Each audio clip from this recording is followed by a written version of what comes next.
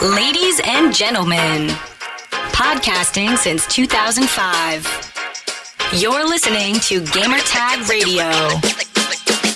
With your hosts, podcaster Hall of Famer Danny Pena, the always opinionated Paris Lilly, and from outside of the norm, Peter Toledo. This is Gamertag Radio.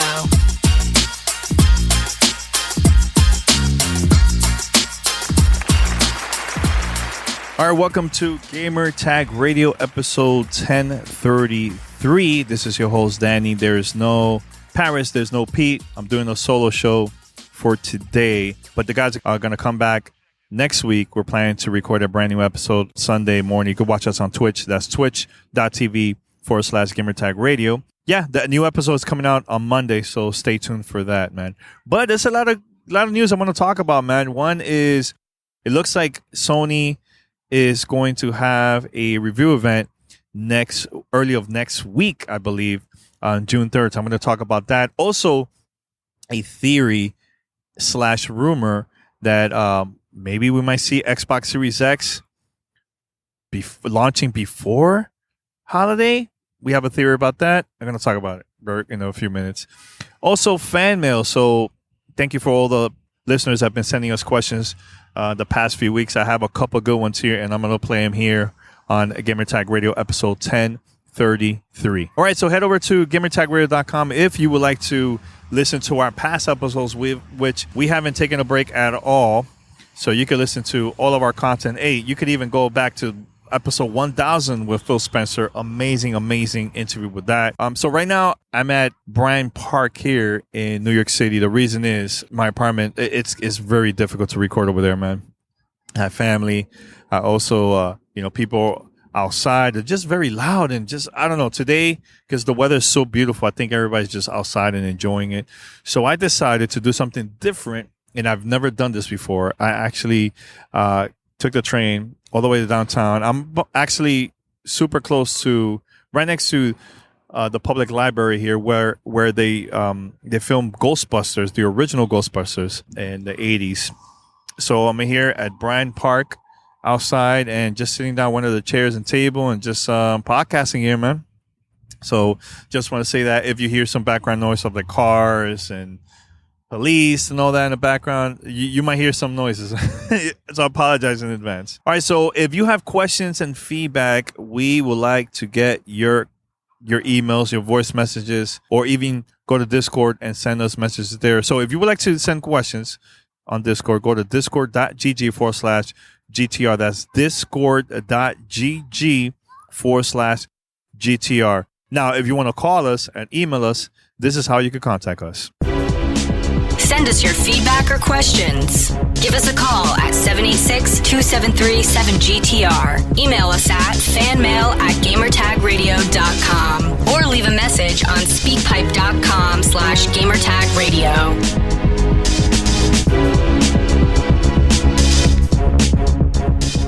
PlayStation 5 reveal. Digital event happening next week, as early as June 3rd. So originally, I've been hearing for a couple of weeks now that this was going to happen on June 4th. Again, we're in this time where there's no events, there's no conferences, so there is no rules. No rules for any company. They could do whatever they want. They could even post this late at night if they want to make announcements like that. There's no rules, man.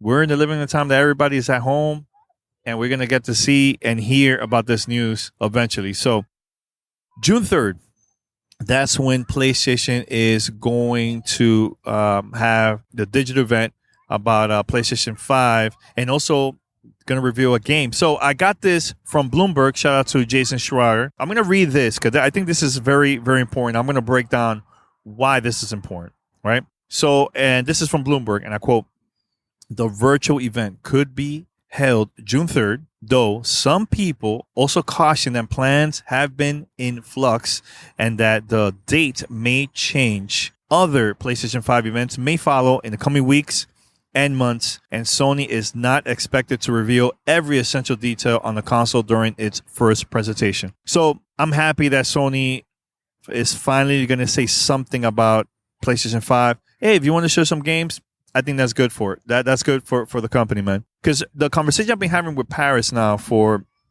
a couple weeks, I've been like, man, look, Sony doesn't look like they're confident about revealing the PlayStation 5 and doing all the events. And I get it. COVID changed a lot of plans, which I get. But when I say not confident, what I'm saying is I feel like it's not enough to just show a picture of just the controller and just the logo. It's not enough for me. We're in a different time right now. So I'm happy that Sony is actually doing this now in June. I've always been saying this for years. The thing that I didn't like about PlayStation during this generation, even though their games is fantastic, first party games, hands down one of the best, much better than Xbox. But the thing that I've been having issues with Sony is even Sony mentioned this too, I think in past interviews, that they need to stop showing games way too early. Yes, it worked because a lot of people got hyped and bought the console and everything, but it's just too long. I get it. 3 years, that's fine. But when you announce a game that either hasn't come out, hasn't been starting development, and it takes 4-5 years to come out, I have an issue with that. And plus, no communication, silent about that game. I think Shenmue was announced at one of their press conferences, and company was quiet for years. I don't find that right. At least some type of communication. I think that's right. That's fine. But when you just crickets and there's nothing going on, I have an issue with that. I feel like you're kind of taking advantage of the fans by doing that. You know what I'm saying? So, let's say Xbox announces, let's just make believe, Perfect Dark, and it comes out in 3 years. Okay, that's fine. But at least have that communication every year, at least once. Hey, we're doing this. But if you're quiet, that doesn't work out. So I hope PlayStation show their games that are coming out for launch. I think that's very, very important. What are the games that's coming out launch window? It doesn't have to be day one, but from launch all the way to spring. One of the reasons why I decided to buy a PlayStation 4, it wasn't for the launch games that came out. I waited. First of all, it was complicated and tough to get a PlayStation 4 at that time during launch, right? But what I did, I waited to the right time when Infamous came out for the PlayStation 4, and that's when I decided I'm going to buy the system, and I think this is the right time. I love Infamous. The game is a lot of fun, and I made the right move by doing that. Now, I think it is important for Sony to announce some of the features that's available in the system that maybe Xbox doesn't have. Are we going to see some type of smart delivery type thing? Hey, if I buy the game, let's say Cyberpunk for the PlayStation 4, is this game going to be also available and I could upgrade it for free when I transfer it to the new console, PlayStation 5? Are we going to see something like that? Lots of questions, man, from Sony. Lots of questions. But, I personally think that Sony is going to reveal first-party game, one big one, announce a couple things about the PlayStation 5, right? And just move on. Then wait till in a couple weeks, maybe wait till July, until after Microsoft has their press conference, their digital event in July. Or you want to take it to another level? Keep the buzz running until August too. I think they could do that, or the end of July. That will work for Sony too. You know what I'm saying? I think that it's important for Sony to figure out what is it that Xbox is going to do, because here's one thing. It worked for Sony when Microsoft announced their price of the console, and it says $499. And then when we went to the PlayStation press conference and they talked about the PlayStation 4, it was a game changer. $399. The reason why they made changes based on Xbox announcements. I think that will work. But what if this happens? What if Microsoft show all the games, no price? Who is going to be the first company that's going to announce the price? Is it going to be Xbox, or is it going to be PlayStation? Or here's another theory that we also have to think about. What if this happens?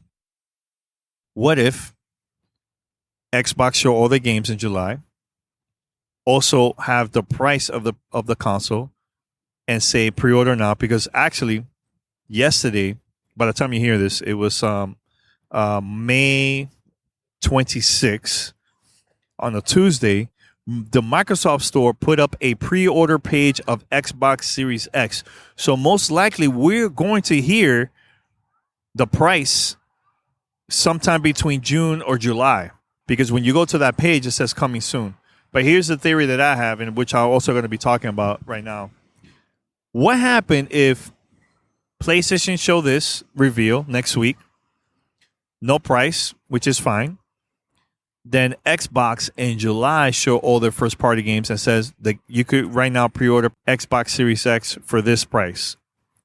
Then Sony goes after that, let's say in a couple weeks or the month after that. Yes, this the PlayStation 5 costs this amount. Xbox could easily do this and say, oh yeah, we also have Lockhart and it's going to be $299 and you could buy this on this day. And you could pre-order it right now. That's possible too. So I think Xbox knows that they don't want to repeat what happened with 2013, because I think PlayStation dominated. I'm talking about dominated the conversation about the price of the PlayStation 4. And it just looked really, really bad for Xbox. I mean, I feel like Xbox is super aggressive and confident this time around compared to 2013, but also the company can't sleep on Sony on what Sony has planned too. Now, if both companies says $499 for both consoles, then what? Xbox can easily say $450. If PlayStation says $499, like, dude, there's so many different scenarios that could happen, man. And this is the thing that I love about our show. Yes, I'm not saying that we're always 100% right, but we have conversations that what if this happened, what if this happens, or that, or this, you know. It's good to have this conversation, man. I know people will say, Danny, you have these crazy conspiracy theories, but again, what if? What if? I'm not saying it's going to happen, but what if in a situation, man? You know? So the last thing I want is Xbox to go through the same situation of 2013. Because let me tell you, man, as a fan of the console, that was very depressing because the messaging was just horrible, man. The messaging of PlayStation was a lot better in 2013, man. They told you, this is what we have, this is the price, this is the games. And let's be real, their launch games wasn't that great for the PlayStation 4, man. It wasn't that great. I think after the launch, spring and on, that's when you got to see even better games for the console. It took some time, but still, the $399 conversation kept on going for years, and it just looked really, really bad for Xbox. Now, I want to give a shout out to Rand. He's a YouTuber, and also he also record podcasts with Jess from Windows Central. So shout out to them. So I was watching. I watch his video all the time on YouTube, and this is the conversation I was having with Paris actually a week or two ago.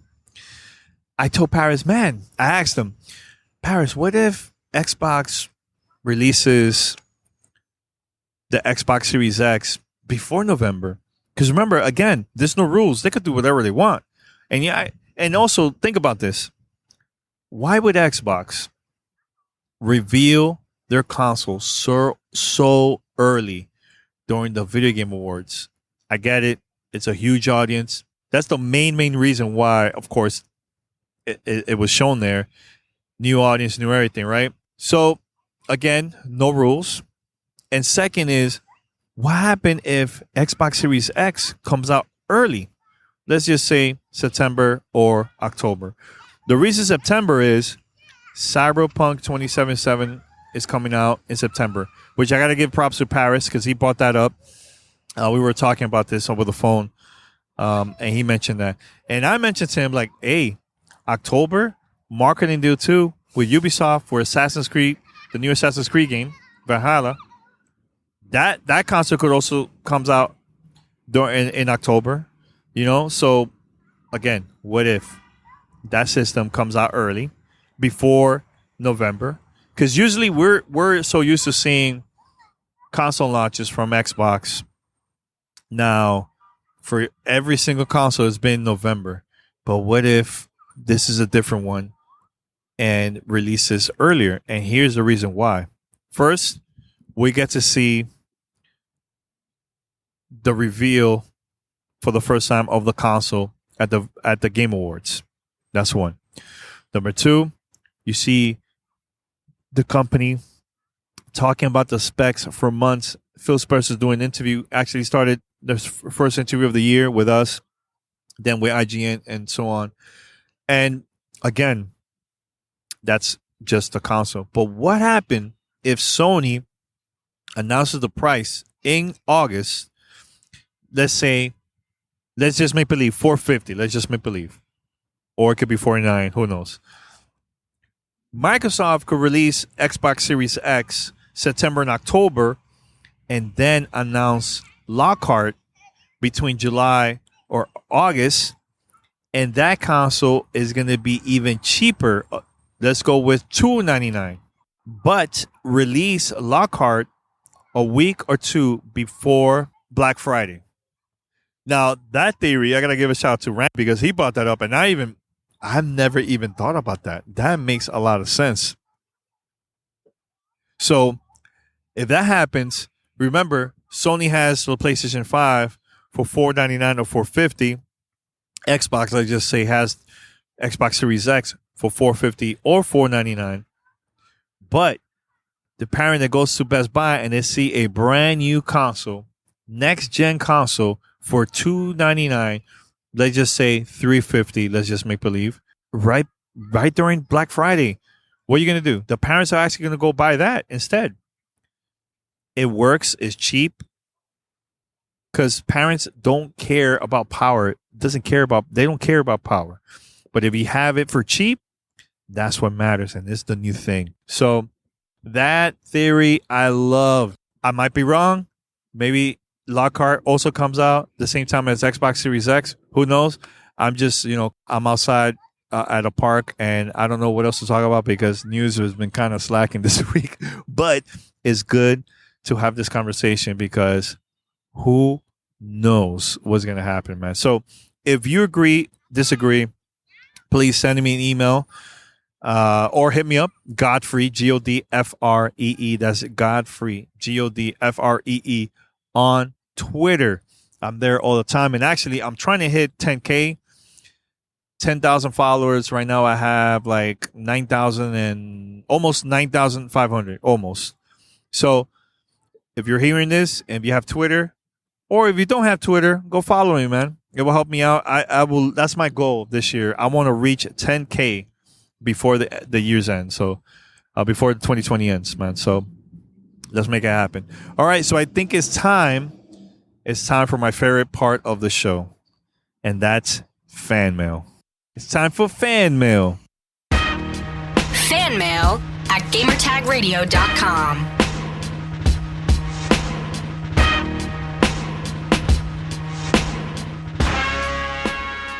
The first voicemail here, and of course, this is Keon. Let's go for it. What's going on, Danny and Paris? Sorry, guys, I just called a couple of minutes ago. I just wanted to rephrase the question for you guys. I wanted to know, do you guys think that Summer Game Fest can give you that same excitement as a E3 show? Now, I understand, Paris, you feel like E3 is, it's dying and it's kind of over the hill and it's pointless. But the thing I love about E3 is, say what you want, brother, you cannot get that same excitement with a digital show with no crowd, with no interactivity with the fans. It's like looking at wrestling or any event with no fans to cheer in the stands. It seems like it takes away that excitement and that buzz that we're so used to having. So with that being said, once again, the question is, do you guys think that Summer Game Fest can give you that same excitement as E3? I know it's early. I know Jeff Keighley is still working out the kinks, but it's not so much you can do with no crowd around. So for me, I think E3 is always it's great because it's excitement in the air and it's just a heck of a buzz. So anyway, with that being said, sorry for being long-winded, brothers. I hope you guys are taking care of yourselves as well as your families. And with that being said, you guys take care and have a good one. Bye-bye. Yo, shout out to Keon. Shout out to him, man, for always sending us voice messages. Look, Keon, sometimes you send messages and I just share it to the guys and I won't put it on a podcast because it's a lot of messages. But there's some that I'm like, this is a great conversation to talk about. So for this, he mentioned about Summer Game Fest versus E3. Now, I've been going to E3 now for 14 plus years. This was going to be my 15th year. But because of the situation that we're in right now, it got canceled, which I understand completely. We want people to be safe and everything, right? But every time I go to a press conference, actually, when I go to a conference and I'm always speaking about being as a content creator and you want to network and spread the word about the stuff that you do, here's the thing that I always bring up to every single conference, man, because everybody's like, man, it's true. I always tell people, get out of your house. Because here's the thing, man, and you're right, Keon. You're right. Yes, I believe E3, I think it's important in certain situations, right? But companies don't have to be there. They could do on their own press conference instead of going to E3. That's one. Two, face-to-face interaction. There's nothing more powerful than having that face-to-face interaction, having that audience there, your fans going crazy about all these announcements and like the $3.99 announcement from PlayStation. Dude, that was one of the biggest things in gaming in history. That still to this day people are talking about that. And the reason why, the crowd was there. Imagine Sony would have said $3.99 on Twitter, on YouTube, on Twitch, up on a stream back in 2013. Yeah, people will talk about it on social media because it's trending and everything, but it's not as powerful as having a crowd and going crazy and screaming and excited to get that next gen console. There's nothing like that, man. So yeah, look, man, we're in a situation, Keon, that we can't really do much, man. Like all these conferences got canceled. Now the companies have to continue with their business and just have digital events for us, right? But at least the thing that I like about this is there's so much news that all these companies are stretching it out from May all the way to August, instead of just having everything that could also potentially get lost during E3. Look, I'm in the park. This is New York City. That's what I'm talking about. You hear that? That's a fire truck that just passed by. But anyways, that's the thing, man. Companies have to move on. They can't just not have E3 and not have no announcements. They need to continue with their business. So I'm fine with companies stretching all this out because we, as a content creator and you as a listener, now there's more stuff to talk about. When was the last time you have seen so much news in the month of May? Since 2001, I've been creating content online. And I have never seen the amount of news that came out now in 2020 in the month during the month of May. Tell me another month, another time that was crazier than May 2020. Forget about June because that's E3 status time. But we're getting news in July too. July, we have never seen Xbox doing a press conference during July. Who knows if Sony's going to have also a press conference in the month of July too. We don't know. Sony is also going to reveal more details about PlayStation 5, which I talked about a couple minutes ago. As a content creator and just a fan of games, it's awesome to see that from all these companies, man. And also, it keeps our mind thinking about something else. I don't want to be talking about what the situation that we're going through now, man. You know what I'm saying? So yeah, Keon, it sucks that we're not at the press conference. We're not watching it at home and see the crowd there. You know, it's not. I know it's not the same, man. But at least we're getting something from all these video game companies that is gonna distract us from all the negative stuff that's been going on lately, man. We need that right now, man. We need that, and I think that's like something important, and it's gonna motivate me to pre-order the consoles, pre-order the games. I think this is awesome, man. This is awesome. So don't sleep on that, Keon. Yeah, E3 is not around. I know it's horrible. It sucks. It's not the same, but it's better than nothing. All right, let's go with the next question. What's up, fellas? At Gamer Tag Radio. This Jacob giving you guys a call from Charlotte.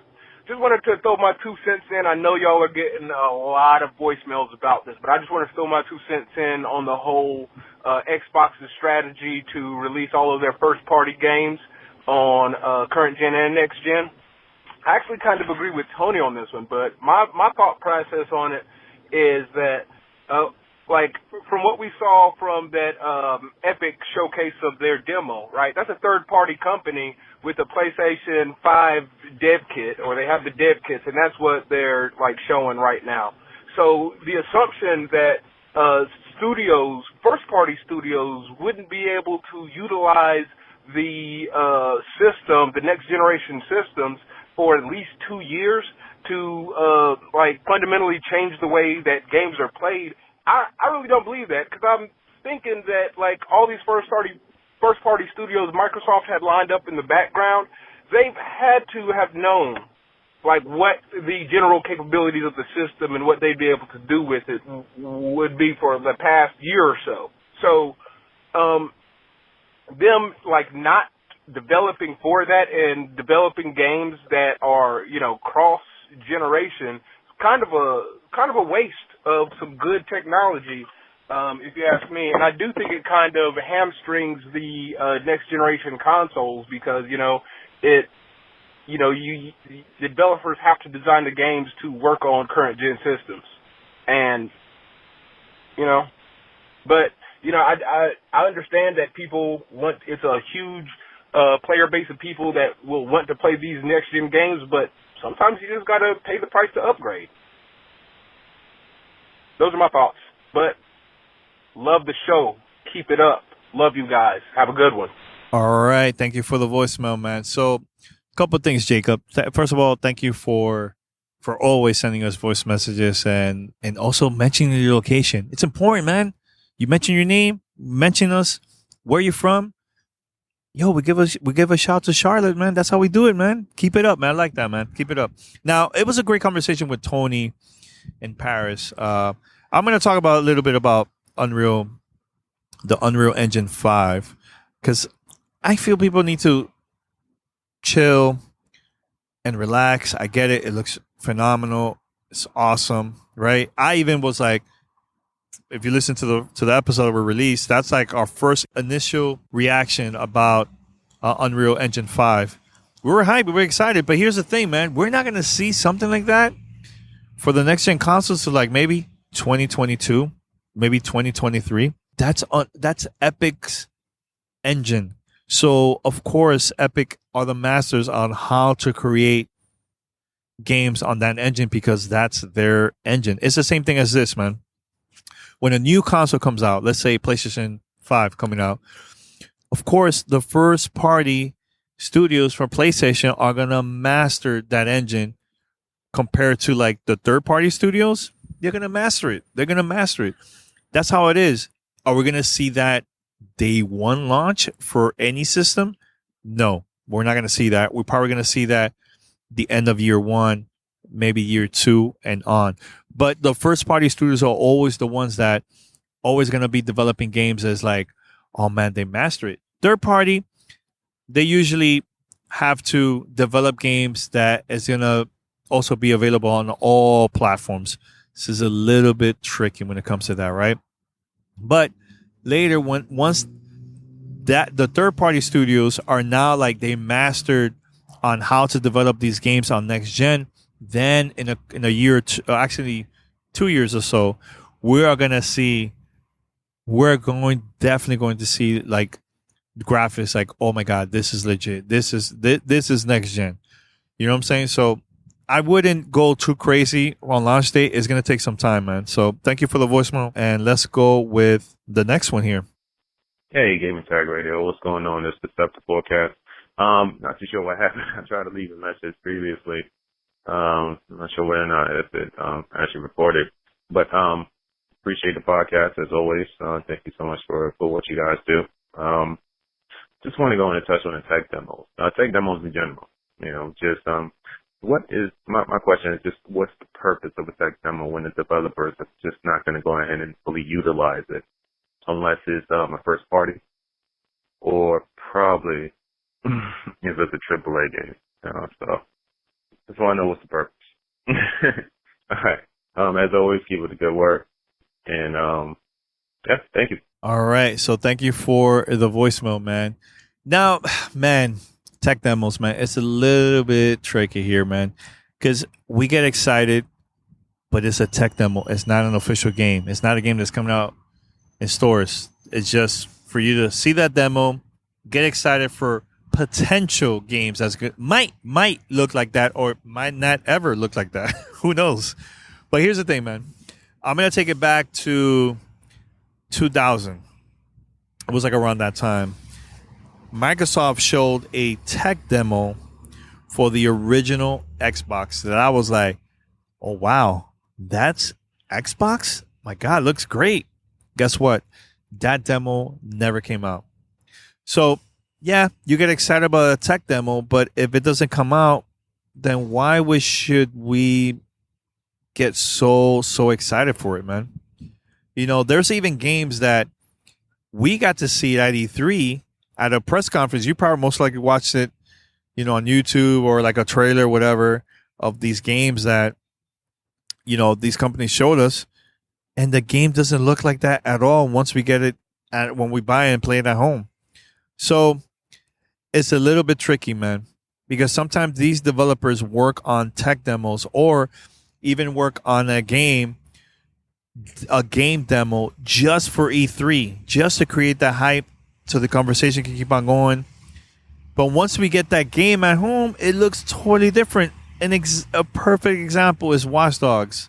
Remember the Watch Dogs trailer that Ubisoft showed us at E3 a couple of years ago during their press conference? It was fantastic. We got the game. It doesn't look like that at all, man. Anthem, that demo was just made just for E3. That's it. The game wasn't like that. The game wasn't like that at all. Here's another one. There was a demo. Oh my God. This is like when the original Xbox was still around. Halo 2 was coming out. Bungie made a demo to show stuff about the game, which some of the parts were in the game, but that exact demo that they showed us at E3 was not in the game at all. At all. It was just for E3. So it got us hype. We bought the game. Thank God the game was good, but it was developed just for that conference. I think throughout the years it's gotten a little bit more better now that companies been showing us the majority of the time games that is actually going to look the same once we purchase it and download it or buy the physical version. But there's been companies in the past that made a mistake that showed us games that it's not going to be in a retail version. So we just got to be smart. Yes, it was cool that Epic showed that Unreal Engine 5 to the masses last week. I got hype. Everybody got hype. But if you think about it, that's not a game at all, man. That we're never going to see that. That game never going to come out. It was just for Epic to promote Unreal Engine. And the good thing is Sony took advantage of that situation and did a marketing deal. So Epic developed that tech demo using the PlayStation 5 console. And that's an opportunity for people like, you see, PlayStation 5 looks amazing because of that tech demo, which is smart. It's smart, but it's not a game. Now, what I want to see is now when PlayStation show games that their studio worked on, their first party studio worked on for PlayStation 5, I want to see this during a press conference or right now the digital event happening next week. Same thing with Xbox. That to me is more important than the tech demo, because these are the games that we're going to actually play. Show us gameplay, by the way, not no cinematics BS. Show us the real footage of gameplay, man. I think that's going to be very, very important. I would love to see that from Sony, and I would love to see that from Xbox, man. You know, I think the gaming community has gotten a lot smarter, man, throughout the years, man.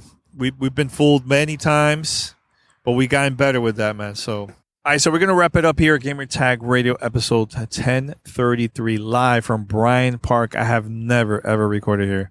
I just sat down in one of the chairs, tables, and yeah, I'm just relaxing. Nice, beautiful weather. Right now, we're like in the high 70s, 70 degrees here in New York. I believe it might get a little bit hotter later this week. Might be in the mid or high 80s with thunderstorms. So we'll see. We'll see. But I hope everybody enjoyed this episode, man. It was really cool for me to just speak my mind, just talk. You know, Paris is not here. P is not here.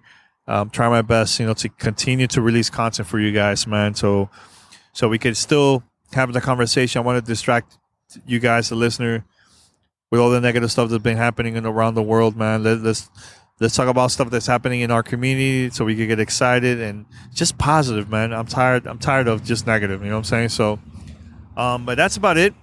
Remember, follow me on Twitter at Godfrey. That's at Godfrey, GODFREE.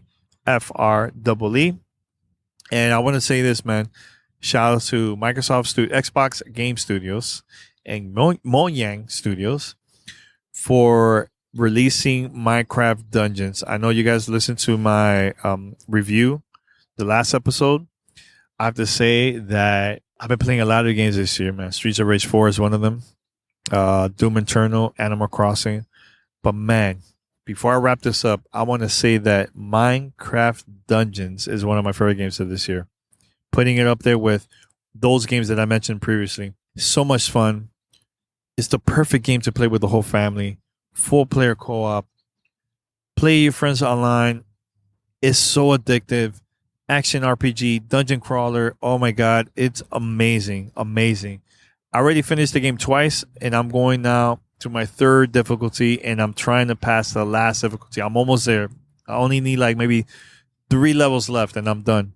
But for $19.99, you're not gonna find a game like that brand new for that price. Go out there and support it. We need these type of games. And here's the most important thing they have to say about that too, man. Local co-op.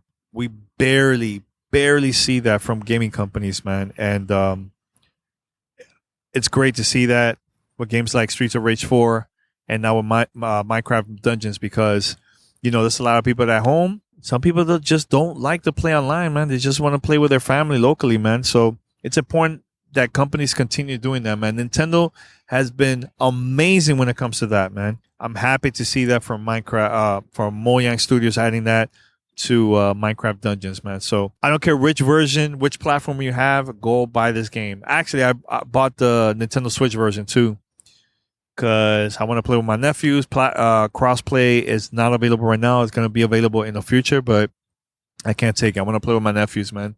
So that's like the right thing to do for me, man. So, but if you have the game, hit me up. I would love to get together with a couple of our listeners and play some Minecraft Dungeons, man. Right now I'm like level 60 something, 63, 64, something like that. So, but that's it. We're going to wrap it up here. GamerTagRadio.com. And if you would like to contact us for fan mail, here's how you could do that. Send us your feedback or questions. Give us a call at 786-273-7GTR. Email us at fanmail@gamertagradio.com or leave a message on speakpipe.com/gamertagradio. All right, live from Bryant Park, New York City. This is Danny Pena speaking. I'm out. Until next time. See you next week. Stay safe.